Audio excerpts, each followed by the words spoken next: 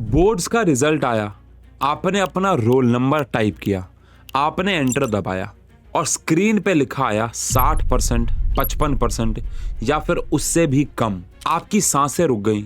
आपके पेरेंट्स जिनके चेहरे पे एक प्राउड फीलिंग आनी चाहिए थी, कहीं ना कहीं उदासी आ गई। आपके टीचर्स जिनको आपसे बहुत ज़्यादा उम्मीद थी, वो भी सिर्फ सर हिला के वहाँ पे चुप खड़े रहे। कम मार्क्स आने का मतलब सिर्फ रिजल्ट बिगड़ना ही नहीं होता है। कम मार्क्स आपके करियर ऑप्शंस को बहुत ज़्यादा लिमिट कर देते हैं, आपके सेल्फ कॉन्फिडेंस को तोड़ देते हैं और आप कहीं ना कहीं कंपैरिजन के उस लूप में फंस जाते हो। तब जाके आपको रियलाइज होता है कि आपने अपनी लाइफ का वो गोल्डन पीरियड वेस्ट कर दिया। लेकिन इसमें गलती किसकी है? आपकी नहीं, आपके दिमाग की। मन के विरुद्ध चलना होगा। अगर मन के विरुद्ध नहीं चलोगे तो तुमसे गंदे काम ही करवाता रहेगा, गंदी सोच सोचवाता रहेगा और फिर एक दिन ये आपके प्रति गलत सोचवा देगा। The mind always has the tactical advantage over you. Why is that? It knows your fears. Yeah. It knows your insecurities. It knows where they're hiding. You can't hide. Can't hide from that motherfucker, man. Your mind knows everything. You cannot hide from it, so don't ever try. Don't try.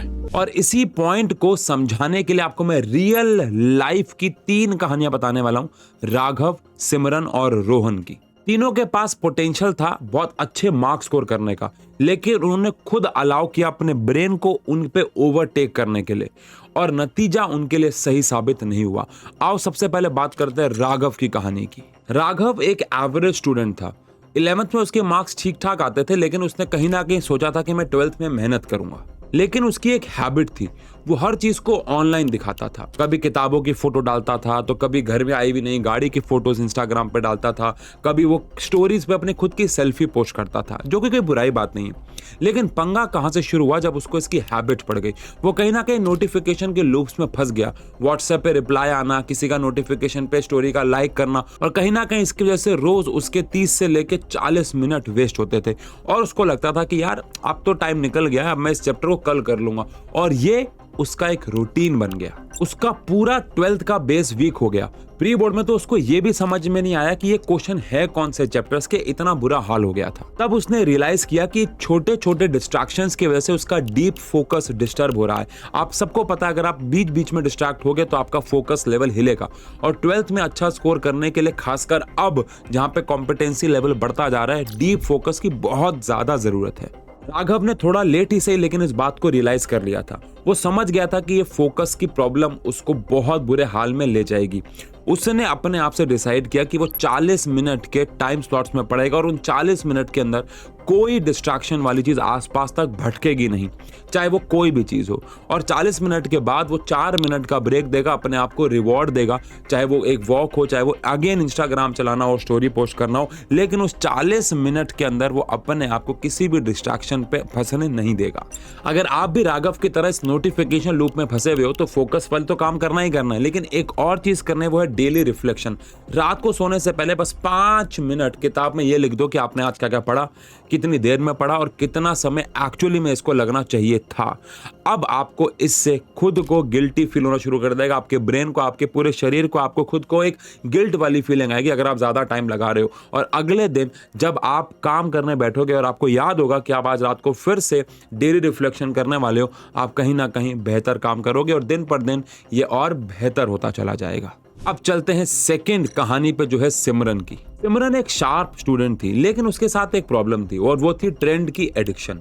Actually में जब भी कोई नया trend आता था, चाहे वो कोई रील का ट्रेंड हो, वो उसे फॉलो करती थी, चाहे वो कोई नया कंट्रोवर्सी हो रही है, कोई गॉसिप हो रही है, उसके ऊपर उसका बहुत ध्यान रहता था। कोई नया शो आया, उसके मीम्स देखना, उसको शो को देखना, बहुत ज़्यादा वो उन ट्रेंड्स को फॉलो करती थी। और खुद ही नहीं, बल्कि उन मीम्स को, उन रिलेटेबल चीज़ों को, उन ट्रेंड्स को वो अपने ग्रुप्स में भी शेयर करती थी ताकि लोगों को लगे कि वो अपडेटेड है। लेकिन पता है इससे प्रॉब्लम क्या हुई? उसके ब्रेन को इतनी ज़्यादा fast changing knowledge, fast changing चीजों की आदत पड़ गई कि पढ़ाई उसको बोरिंग लगने लग गई। बिकॉज ये सब चीजें आप सबको पता है, ट्रेंड्स, ये सब चीजें इतनी जल्दी चेंज होती हैं कि पढ़ाई करना, एक लॉन्ग टास्क करना बच्चों को बोरिंग लगने लग जाता है। तो इन शॉर्ट चीजों को, जो इतनी जल्दी जल्दी चेंज हो रही थी उसकी लाइफ में, रोज कुछ नया आ रहा था, पढ़ाई कहीं ना कहीं उसको बोरिंग लगने लग गई। किताब खोलते ही उसको लगता था कि यार अरे 5 मिनट हो गए भैया, कुछ ना कुछ तो न्यूज आ गई होगी, इंस्टाग्राम खोल लेती हूँ, ट्विटर खोल लेती हूँ। और कहीं ना कहीं वो ट्रेंड्स में तो स्ट्रांग होती गई, लेकिन उसके फिजिक्स और केमिस्ट्री के जो कंसेप्ट थे वो वीक होते चले गए। हाफ ईयरली और मिड टर्म एग्जाम में 70 में से उस बच्चे के 29-30 नंबर के आसपास 30s की लाइन में नंबर आए। टीचर ने इंसल्ट करी और कॉन्फिडेंस भी टूट गया। अगर आपको भी सिमरन की तरह ट्रेंड या इन सब चीजों का एडिक्शन है और आपने भी जल्द ही अपने दिमाग पे कंट्रोल नहीं किया, तो आपके साथ भी हो सकता है ऐसा हो जाए। सिमरन ने भी ये रियलाइज किया, भले थोड़ा लेट। उसने अपने फोन में ऐसे सारे ऐप्स पे रिस्ट्रिक्शन लगा दिया, कुछ तो डिलीट ही कर दिए, जिनसे सिर्फ एंटरटेनमेंट हो रहा था, लेकिन कोई भी नॉलेज या पढ़ाई वाली पार्ट गेन नहीं हो रहा था। मैं ये नहीं कह रहा हूँ कि लाइफ में एंटरटेनमेंट बिल्कुल भी नहीं होना चाहिए, लेकिन आपका दिमाग आपके ऊपर ओवरटेक नहीं करना चाहिए उस चीज को लेके। उनमें से कुछ ऐप्स को तो बिल्कुल डिलीट कर दिया और कुछ पे रिस्ट्रिक्शन लगाया और टाइम लगाया कि मैं इतने से इतने बजे ही यूज करूंगी। अपने मन को कॉन्फिडेंस में लिया कि हाँ भाई मैं करूंगी यूज, लेकिन इतने से इतने बजे ही करूंगी। मॉर्निंग रूटीन चेंज किया। रोज सुबह स्कूल से जाने से पहले वो एनसीईआरटी को चैप्टर में, जैसे कि मान लो आज उसने चैप्टर 1 पढ़ना है, तो एनसीईआरटी को लाइन बाय लाइन पढ़ती थी। स्कूल से आने के बाद उसी सेम चैप्टर के वो सवाल बनाती थी और रात को उसी चैप्टर को रिवाइज करके सोती थी। ये उसने रूटीन बनाया और इन 3 चीजों पे उसने डेडिकेटेडली काम किया। कहीं ना कहीं उसकी वो ट्रेंड वाली जो लूप था वो कम होता चला गया और फोकस पढ़ाई में बढ़ता चला गया। तो अगर आप भी सिमरन की तरह इस लूप में फंसे हुए हो, तो आपको भी एक काम करना, वो है कंसिस्टेंसी ओवर मोटिवेशन। रोज थोड़ा थोड़ा पढ़ना है, बहुत ज्यादा नहीं।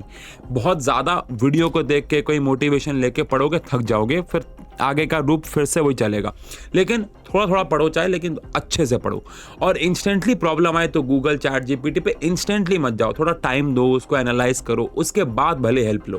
क्योंकि अगर आप अपने आप से उस दिमाग को ट्रेन करोगे उस प्रॉब्लम को सॉल्व करने में, तो कुछ हद तक पढ़ाई इंटरेस्टिंग लगेगी। सीधा सॉल्यूशन पे पहुंचोगे, अगर आप मेहनत नहीं करोगे तो पढ़ाई तो बोरिंग लगनी ही है। अब चलते हैं रोहन की कहानी पे, और मुझे पूरा यकीन है कि आप कमेंट सेक्शन पे इस कहानी को सुनने के बाद रिलेटेबल जरूर लिखोगे।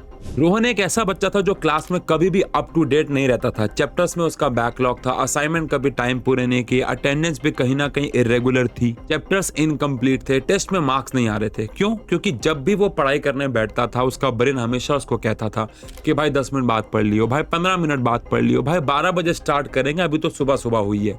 फिर 12 बजते थे, 12 बजे एक नया एक्सक्यूज कि चल 5 मिनट फोन चला लेता हूँ। और धीरे धीरे करते करते उसके पास बैकलॉग का पहाड़ बन गया। आपको यकीन मानना होगा कि प्री बोर्ड्स तक आते आते उसके ओवरऑल 14 से लेके 15 चैप्टर्स का बैकलॉग क्रिएट हो गया। यानी 14-15 चैप्टर वो पीछे था बाकी सारी क्लास से, या कह लो प्री बोर्ड के सिलेबस से। प्री बोर्ड में तो खैर पूरा ही सिलेबस आता है।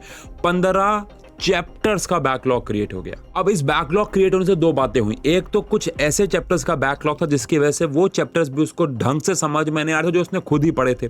सेकंड सबसे बड़ा नुकसान ये हुआ कि उसका कॉन्फिडेंस ही नहीं बन पा रहा था और जो चैप्टर्स उसने पढ़े थे उनमें भी वो अच्छा परफॉर्म नहीं कर पा रहा था। यहाँ प्रॉब्लम थी प्रोक्रास्टिनेशन। एक्चुअली में प्रोक्रास्टिनेशन के साथ साथ, चीज़ों को अवॉइड करने के साथ साथ, वो मुश्किल कामों को खासकर अवॉइड करता था। जो काम करने में बहुत मुश्किल थे उनको वो अवॉइड करता था, आसान काम करता था। आसान चैप्टर्स को बार बार रिवाइज करता रहता था क्योंकि वो उसको आसान लग रहे थे, उसका कम टाइम में ज़्यादा काम हो रहा था, ऐसा उसको लग रहा था। इन सब के बाद आपको पता है रोहन ने एक बड़ा ही प्यारी स्ट्रेटेजी को अपनाया, 5 second rule and 5 minute strategy. Actually में जब भी पढ़ने का अलार्म बजता तो वो तुरंत 5 सेकेंड के अंदर टेबल पे बैठ जाता। मतलब वो पढ़ने के लिए अलार्म लगाता था और अलार्म लगते ही 5 सेकेंड के अंदर उसका रूल था कि वो अपने स्टडी टेबल पे पहुंचता था। क्यों?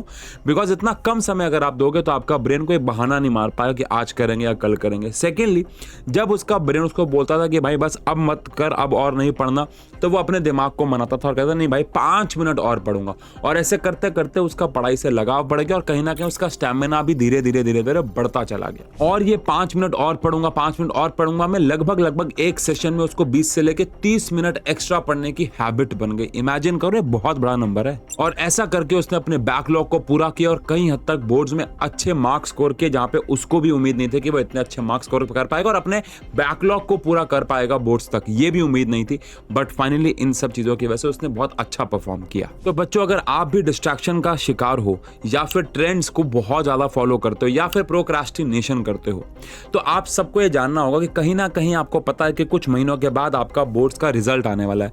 आप अपने बोर्ड के रिजल्ट को कैसा देखना चाहते हो, माँ बाप के चेहरे पे क्या देखना चाहते हो, टीचर्स के चेहरे पे, अपने खुद के लाइफ में अपने आप को कैसा देखना चाहते हो? क्या आप भी राघव, सिमरन और रोहन की तरह ही वैसा ही रहना चाहते हो या फिर उनके सेकंड फेज पे जाना चाहते हो जैसे कि उन्होंने अपनी लाइफ को बेहतर किया? तो कमेंट सेक्शन मुझे जरूर बताइएगा कि आप इनमें से कौन से स्टूडेंट से सबसे ज्यादा रिलेट कर पाए और क्या इन्होंने जो अपनी लाइफ में किया अपने आप को बेहतर करने के लिए क्या आप भी करना चाहते हो? क्या करोगे? कमेंट सेक्शन में जरूर बताना। मिलते हैं।